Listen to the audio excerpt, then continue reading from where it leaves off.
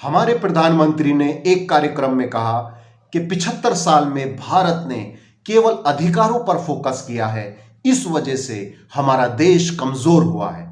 मैं प्रधानमंत्री जी को बताना चाहूंगा और उनके साथ आरएसएस और भाजपा के लोगों को भी बताना चाहूंगा, ये भारत बना है भारत के लोगों से, और भारत के लोगों को जब अधिकार मिले हैं और वो अधिकार दिए हैं हमारे देश के संविधान ने, चाहे आर्टिकल 14 हो जिसमें सब भारतीयों को समानता का अधिकार है, उस अधिकार में राजा भी एक मंच पर है और रंक भी एक मंच पर है।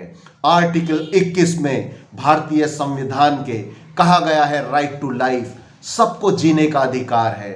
ऐसे ही राइट टू रिलीजन है, ऐसे ही राइट टू कॉन्स्टिट्यूशनल रेमेडीज है। मैं मोदी जी को बताना चाहूंगा, दुनिया का कोई भी लोकतंत्र नहीं हो सकता जब तक उसके नागरिकों को अधिकार नहीं दिए जाते।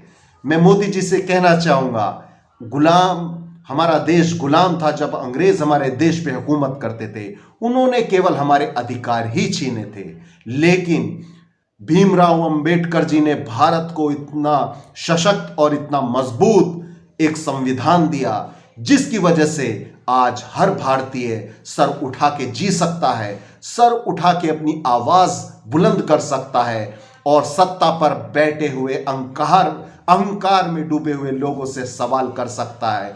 ये अधिकारों की खूबसूरती है जिस वजह से हमारा लोकतंत्र, हमारा भारत आज मजबूत हुआ है। उनको मैं कुछ और अधिकारों की बात बताना चाहूंगा, जैसे राइट टू एजुकेशन यूपीए ने दिया जिसमें हर बच्चे को पढ़ने का अधिकार दिया गया। राइट टू फूड यूपीए सरकार ने दिया जिसमें हर भारतीय को खाना उपलब्ध कराने की गारंटी दी गई।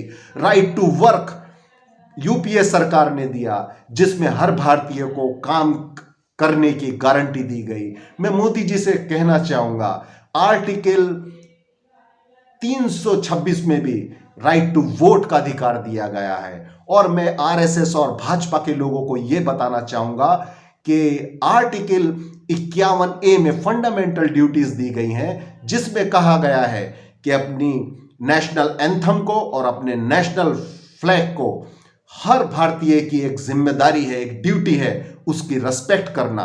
लेकिन मैं पूछना चाहता हूं आरएसएस और भाजपा के लोगों से कि आरएसएस हेडक्वार्टर्स पर 52 साल के बाद तिरंगा क्यों फहराया गया? क्योंकि आप ना संविधान को मानते हैं, ना ही नेशनल एंथम को मानते हैं, ना ही नेशनल सॉन्ग को मानते हैं और ना ही आप तिरंगे को मानते हैं। अधिकारों के बिना कोई राष्ट्र नहीं हो सकता। मोदी जी, आप अधिकारों का हनन करना बंद कीजिए। ये देश बहुत महान है और आप अभी बहुत छोटे हैं। जय हिंद, जय भारत।